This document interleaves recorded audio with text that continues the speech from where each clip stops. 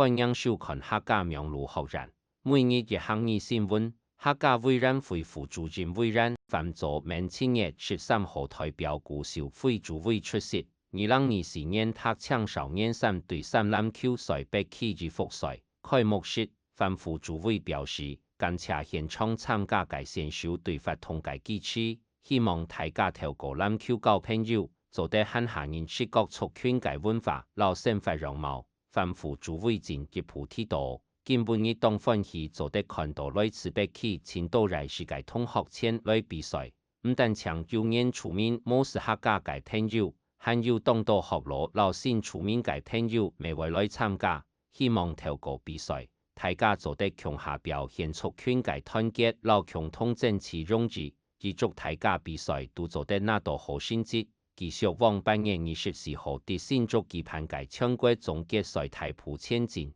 相關比賽消息，請關注年客青少年3對3籃球賽美術粉絲入查詢。以上係客家苗路學人嘅報道。撒下來愛教大家今晡日嘅每日一項議就係籃球，大家共下去參加籃球比賽，你學會嗎？下禮拜將來了。